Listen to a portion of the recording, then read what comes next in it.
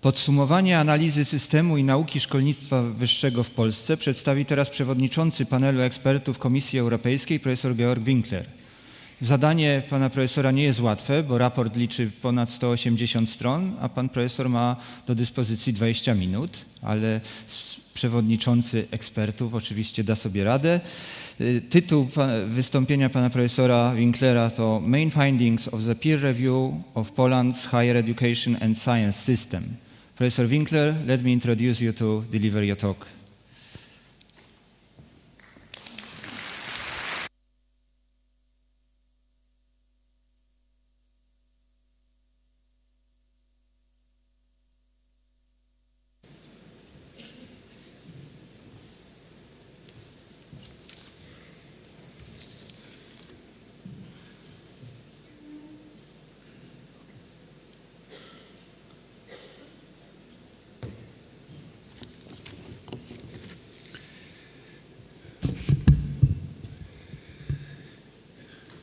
Prime Minister Gowin, Rector Nowak, ladies and gentlemen, dear colleagues, although I was born in Ostrava in the Czech Republic, quite close to Krakow, I apologize for not speaking Polish, so that's the reason why I present my talk here in English. Poland is continuing its transition towards an open and globally competitive economy. Poland has achieved macro stability, has undertaken massive reforms, and has, and I say that as an economist, experienced an admirably robust growth even when the financial crisis happened. So congratulations. Yet as economists such as Agion, Acemoglu and others have pointed out, there's a need of a second transition of the economy.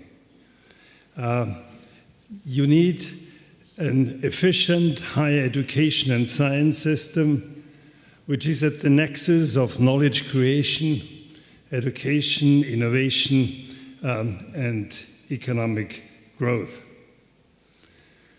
Economists somehow describe that you no longer can generate growth by just imitating others.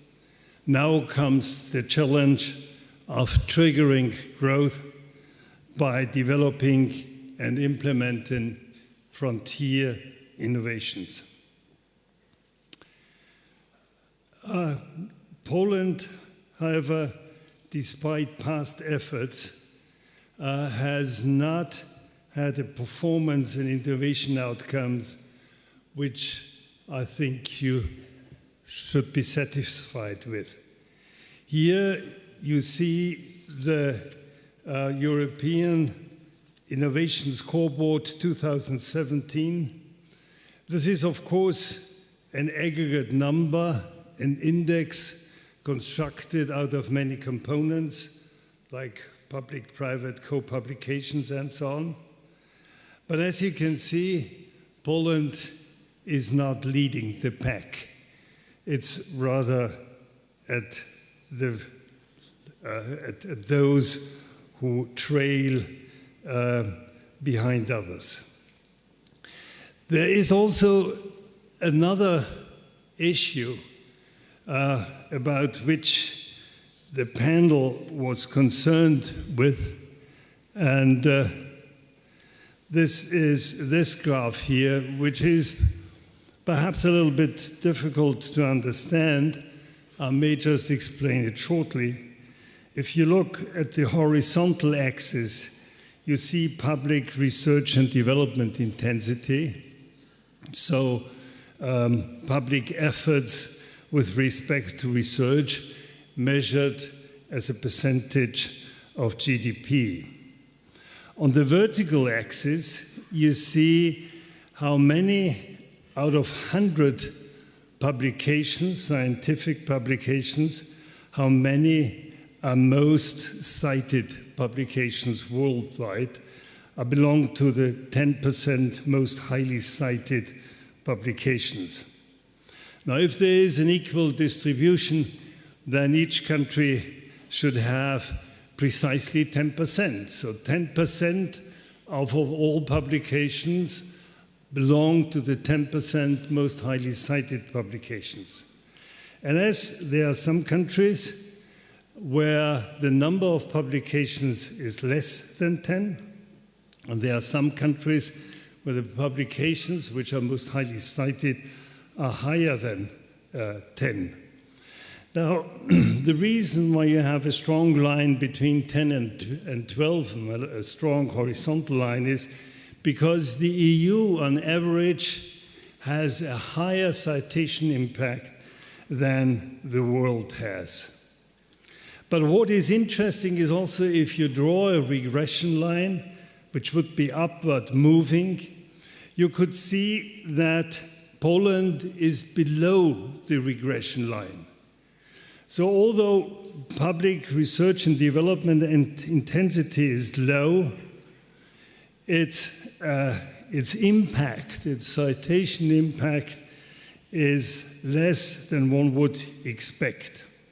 Of course, if you can see here the case of the United Kingdom doesn't have a much higher public research and development intensity than Poland, but has about 15 papers out of 100 which belong to the 10% most highly cited publications worldwide. So the conclusion, and that was an important conclusion for our panelists, is you have actually two kinds of problems here in Poland. One is a funding problem. You should, of course, have higher research and development intensities. So you have to increase funding. Clearly, this should be a goal for Poland. But the second issue is there must be structural issues. Why Poland is somehow underperforming, even given the low public research and development intensity. So that was the reason why then the panel somehow concentrated on these two issues, funding issues and structural issues. And of course, in the view of the panel, there's a series of well-designed reforms needed in order to achieve Poland's goal, in order somehow to move to an economy and society which is more innovation-oriented. And it is the belief of the panel that successful implementation of these reforms means that you need 1 or 2 decades of continuous and consistent efforts. Now, this is a peer review which is done under the auspices of Horizon 2020. We have there are 3 national peers and 5 independent experts, so sorry for switching the numbers. And we had 2 visits to Warsaw. We had many interviews. We even had interviews and discussions with regional authorities. And of course, we had many conferences, be it in Brussels or Skype conferences. And so we did quite a lot of work. And if you would like to read the review, it's nearly 200 pages long. So I hope you do not fall asleep when reading this long report.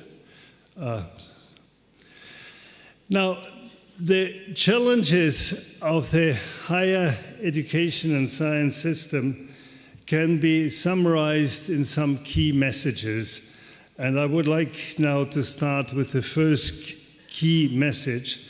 And this is the challenges you have because you have a fragmented landscape. And although it's fragmented, there's a lack of diversity. Now, if you look around in Europe, you may have somehow some countries with best models. Now, what we, the panel, had in mind when it comes to diversity of institutional missions, we actually had the feeling that you need internationally competitive research-intensive universities, more than you have, and you need a robust and dynamic vocational higher education sector.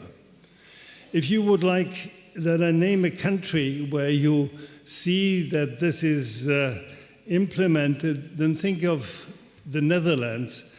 The Netherlands has a robust and dynamic vocational higher education sector and has internationally competitive research-intensive universities. When you look, for example, to the Times Higher Education ranking, you may be surprised how many Dutch universities, even perhaps with names you have never heard before, are listed among the top research universities in the world. So this is a kind of diversity and robustness we had in mind. Now, when it comes to the fragmentation with many small higher education institutions, again, we had a model in mind which in our opinion is a very successful one, and that's the Danish case. Actually, I was one of the 5 members who had to evaluate the Danish mergers and then report to the government and to the parliament. And in our opinion, Denmark really succeeded in making the university sector more efficient by merging, but I'll come back to that point. And now when it comes to, and this is our third point, large part of Poland's public research, development and innovation capacity is outside of universities. And so what we propose is that research units, good, excellent research units, are somehow integrated into the university system. And this is what we think would be important to strengthen universities. When I did the review in Denmark, I was somehow struck that in Denmark, they could preserve the research excellence of the research institutes which were outside of the universities.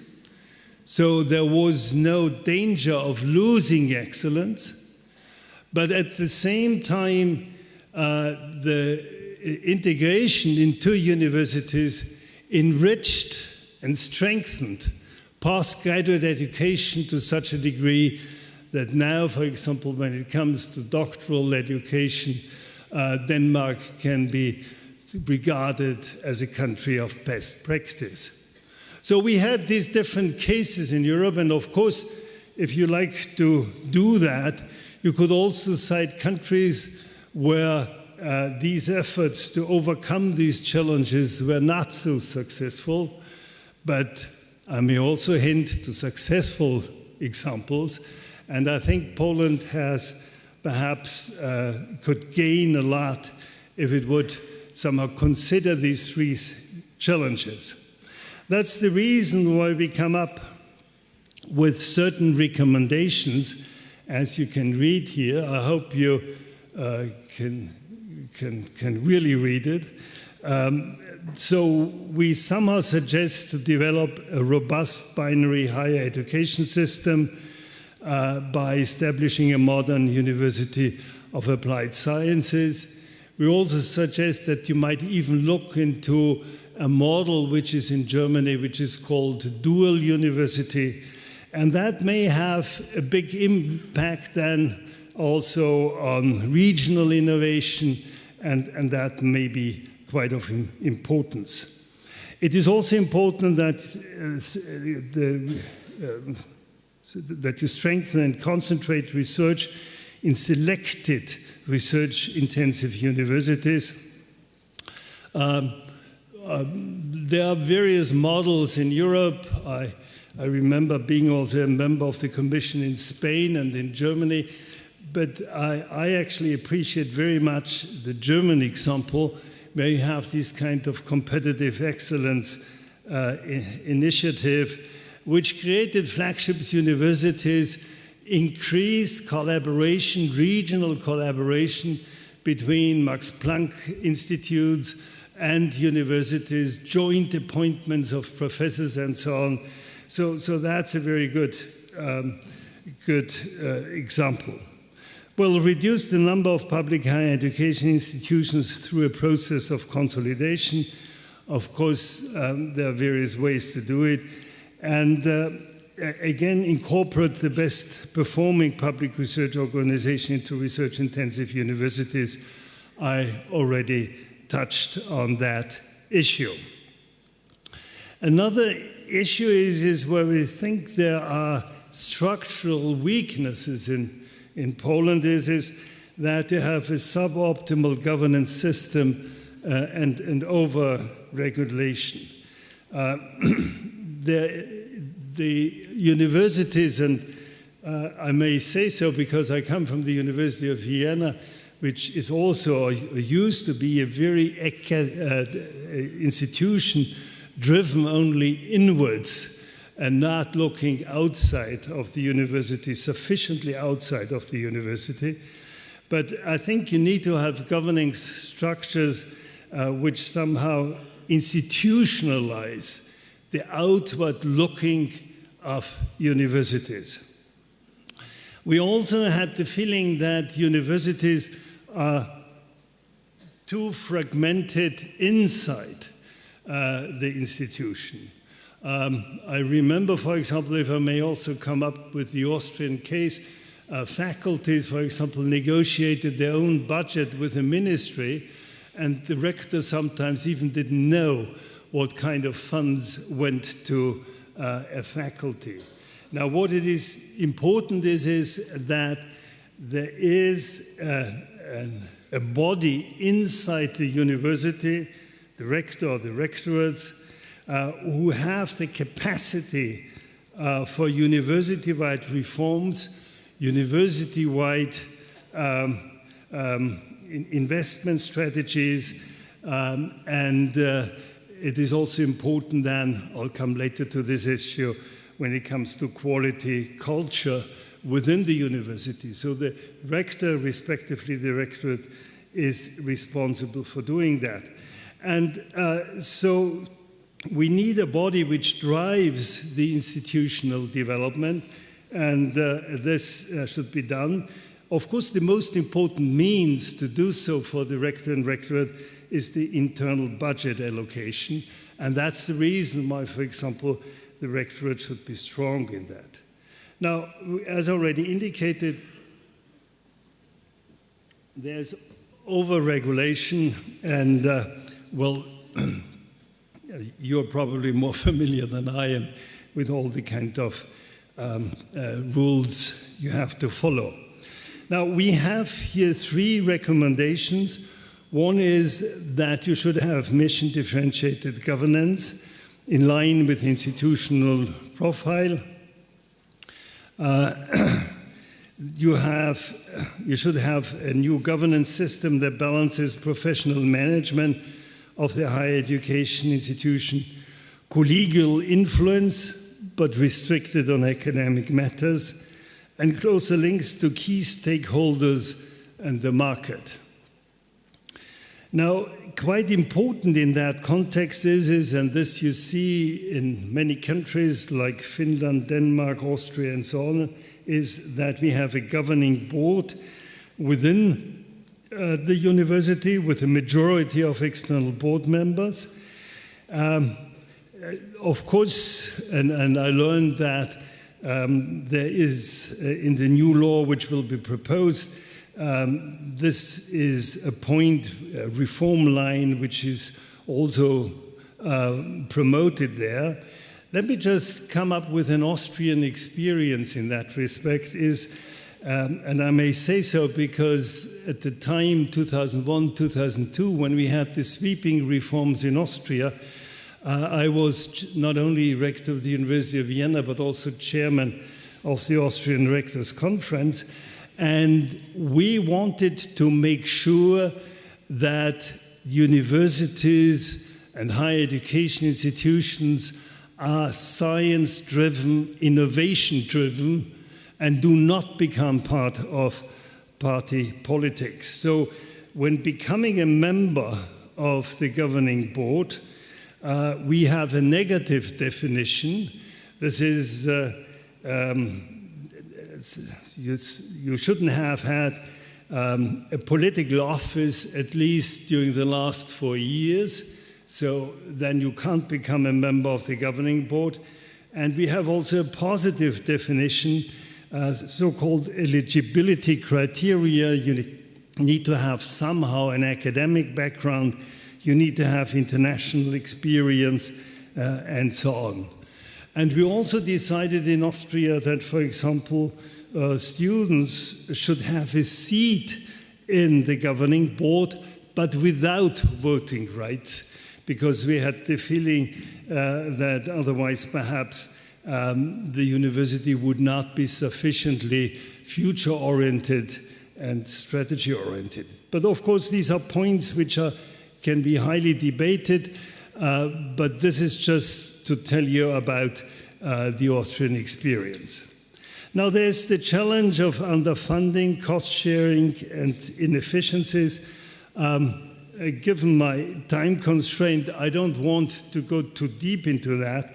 Let me just look at the first point. Due to the low GDP per capita and high student numbers, the annual expenditure per student is dismally low because you have, let me say, given the EU average, you are below EU average what concerns GDP per capita, but you have high student numbers, and so the actual annual expenditure per student is dismally low.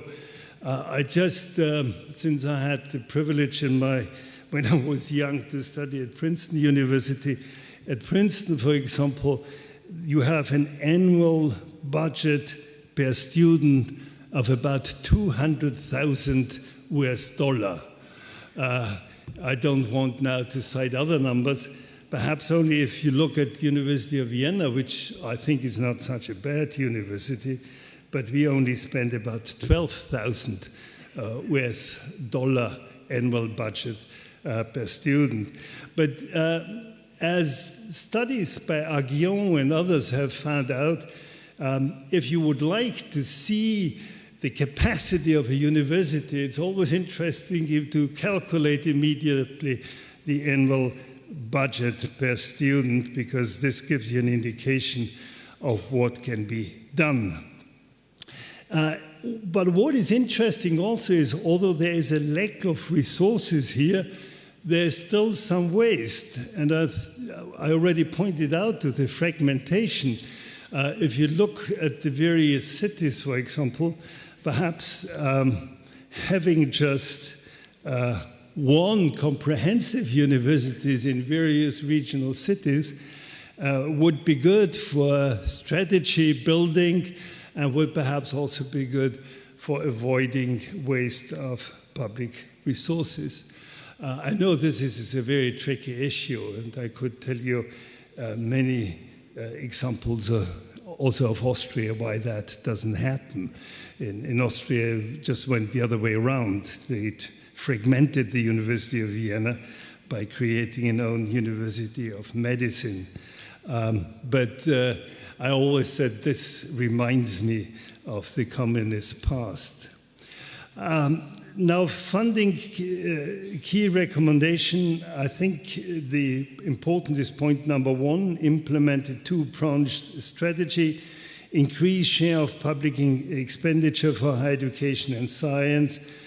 And what is also important, I already mentioned that, is this consolidation may perhaps be good for avoiding waste of public resources. And Well, there's a fourth point which we elaborate on. This is develop the higher education funding formulas in line with the different profiles you have. Now, challenges in human resources and career system. I was, to a certain extent, surprised that you still have the old German Humboldtian system with Habilitation.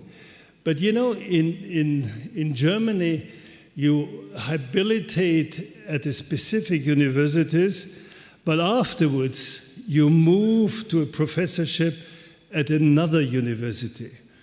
That's very important in Germany. It's called the Hausberufungsverbot. So there is even an explicit statement that you should not get the professorship at the institution where you get your habilitation.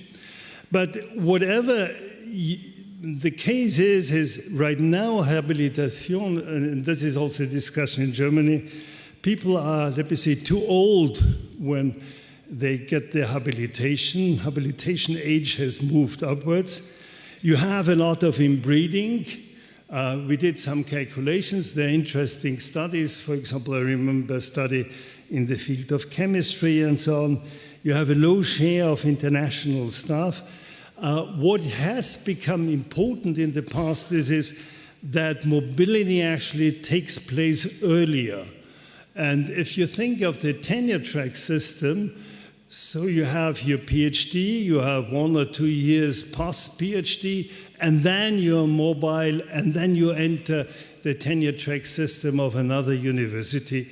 Of course, for many good universities, this is somehow a bet on the future success of a scientific career, but that's the way, and I can tell you that many German universities, and I'm going to give a speech in Germany in 1 or 2 months at the Hochschulrektorenkonferenz, in order to convince the universities to somehow move to a tenure track system because it gives more scientific independence to young researchers. They need it. They need to do so with startup packages and so on. And so to a certain extent, we had the feeling it would be somehow good to reform doctoral training, come up with doctoral schools. Well, we also launched the idea of industrial PhDs. Now, as a former rector of traditional universities, I had my difficulties with an industrial PhD because I had the feeling this is a second-class PhD. But it seems to be very successful in Denmark. And so we have a case study in our report, and it could also somehow provide a link between industry and universities. And you can also say that today in many subjects, new innovations, new insights are driven from the applied side. So perhaps the idea of industrial PhDs might be a good one. You should reform recruitment and career progress structures, already hinted to the tenure track system, abolish habilitation. Now, what you have to do in any case is you have to increase in-country, international, and cross-sectoral mobility. Poland has very low mobility degrees compared to other European countries. And of course, there are other points like professional development of teaching and administrative staff, bridge the gender gap to make full use of Poland's human capital. Well, the gender issue is on the table in many countries, and it is good so. And so we suggest also here 40% minimum. Let me just come up with a piece of evidence.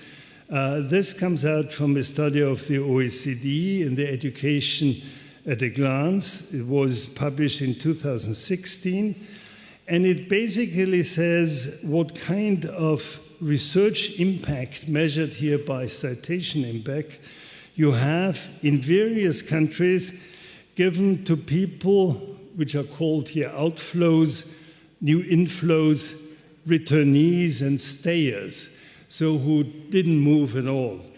Now, what is interesting is you can see Poland. This is the 7th country to the right, that there is a wide gap that how productive those are who are here recorded on the outflow, and how low the productiveness, the scientific impact of the stayers are. There's actually only China and perhaps Russia on the right side, where you have a similar picture, indicating that it is not, let me say, something genetically given. But if, for example, Chinese scholars move to the US, they immediately get more productive than when they stay within the country. So this indicates that you have a mobility problem. And there are other countries, if you look, for example, to the United Kingdom, I'm just looking, or to other countries, here's GBR, this is Great Britain. You see actually all 4 indicators are nearly the same. So it indicates that the culture within British universities is very much alike as the culture worldwide. So this is just to underline how important mobility is. Now, the system of quality assurance and evaluation of higher education and research, I know it's a little bit harsh here what we state, but I must say I was surprised to see still a commission for titles and degrees. And when I somehow studied that, I found out that this was introduced in 1951 during the communist time, but is still very alive here, which is internationally not, let me say, comparable. Now, so our feeling is that the quality assurance is nationally driven and relies very much on the action of state authority, as if there were no trust in universities to develop an own quality culture. It is insufficiently aligned with international standards and lacks transparency due to overregulation and excessively detailed procedures. So our key recommendations basically is reform the research evaluation system. You have a very complicated count of research performances based on publications and other activities. Publication, I think, count for 60 to 80% of the weight. But what is more important, and I can tell you as a rector of the University of Vienna, I was no longer counting on publication. I was looking at the impact a certain research has. And there are various measures for doing that, whether you have you count citations, or you have Hirsch index, or whatever you would like to use, but you have to get the impact of research more into the picture, and you need international peer reviews. International peer reviews are important in order to avoid favoritism within a country, and also to get more international perspectives into your quality assurance system. So our feeling is you have to switch to the impact of research and international peer reviews in order to get perhaps a better recognition of the work you do internationally. Well, important is, for example, if I may say so, the third point, review the role of the Committee for Evaluation of Scientific Research Institutions. We had the feeling perhaps they should do something like the Research Excellence Framework in the United Kingdom. There's an interesting talk on that, the Stern recommendations, how to develop it further, how to integrate also issues of interdisciplinary aspects and so on. So perhaps this would be something worthwhile looking at. The fourth point also seems to be of high importance, and this is you have to move away from study program evaluation to institutional assessment. It is important that institutions take care of the quality culture within the institution. Again, this should be an institutionalized quality assurance and should not be a bureaucratic state exercise. So it should be, for example, you should empower, for example, the rectorate to develop such an internal quality assurance. If you go to Harvard or Princeton, you don't ask actually whether they have this or that accreditation and what this or that state bureaucracy said about this institution. You know, these are universities which have a very strong internal institutionalized quality culture. And that is, I think, where you have to move on. Well, as already indicated, I must say this Degrees and Titles Commission, I was, of course, perhaps you need it in a certain phase of transition, but I think you should think about phasing it out. Now, challenges in third mission and links between higher education, industry, and society. Well, as I already said, there is a broad issue on that. You need also regional participation. You need to see students and graduates' role in knowledge exchange and entrepreneurship. So there are many issues. What we learned from many countries is that you need a very broad approach in order to come up with a culture of links between industry and society, and that needs to be developed. What is also important is, and this, I remember the first report was the AHO report in 2006, 2007, is that you need in a country something like an innovation demand financed by various funds or by tax incentives and so on, which create a demand pull to promote long-term cooperation between industry and academia, so competence centers and so on. You need to foster university-industry partnerships, and we already indicated that, for example, this idea of I already indicated the idea of industrial PhDs. I also said dual universities, that's very important, that people who are already employed inside firms get an opportunity to study at a university. This is another link you would like to change. Now, I would like to come to my last challenge, and this is internationalization. I think Poland has a great science system, and I remember as a student, for example, studying the Marshall School of Mathematical Logic, the logic of propositions, and you have a strong system. But it's interesting to see why Poland receives only 0.9% out of Horizon 2020, although it contributes to the overall budget of the EU by 3.03.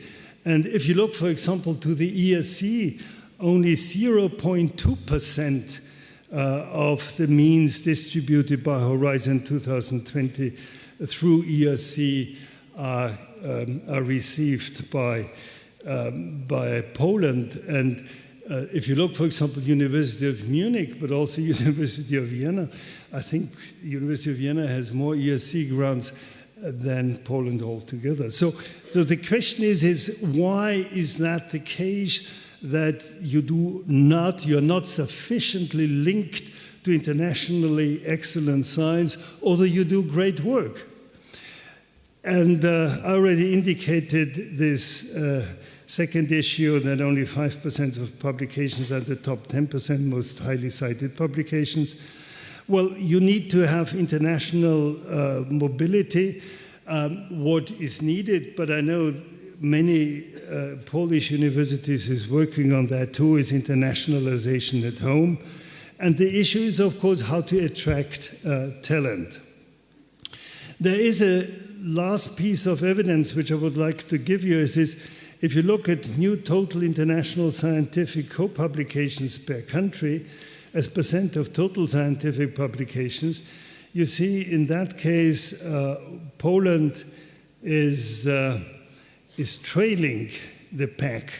It's the last country here cited here. Of course, small countries have a higher share. That's the reason why Austria is here, for example, performing quite well, quite above Germany. Of course, the bigger a country, the lower will be the share. But nevertheless, if you look at the development between 2007 and 2016, you could say that there is a lack of dynamics here in Poland, and the question is how to trigger it. Well, there's finally some recommendations about that you have a modest expenditure in R&D per student and in R&D in higher education. That may be one of the reasons why Poland is not sufficiently attractive for international doctoral students.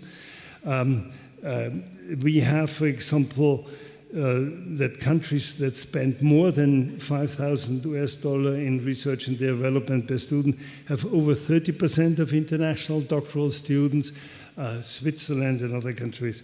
So our key recommendations with respect to internationalization is you need to develop a broad-based sustainable strategy for internationalization. You have to be strong measures to become an active partner in global brain circulation and develop policies to internationalize Poland's labor market and education system. That would be important. Now, finally, there is the report is published.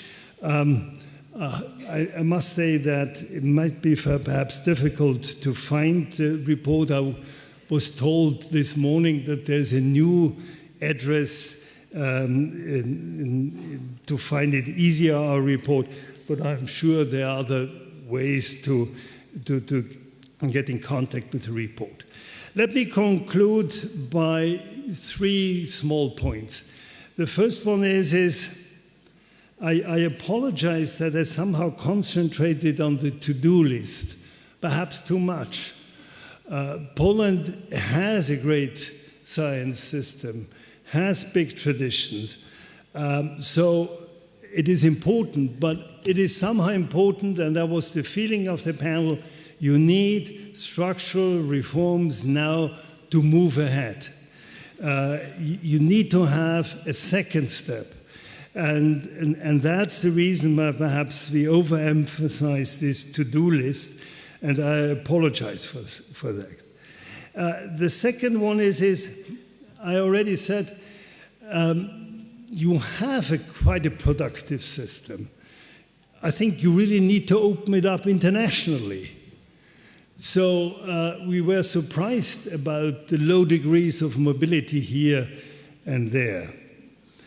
And the third point is, and this was a positive surprise, if we looked, for example, to Erasmus program and similar programs for the young, and this is also true, I apologize, I still say Marie Curie action. The Polish name is highly difficult for a foreigner to pronunciate, but then Poland doesn't do so badly.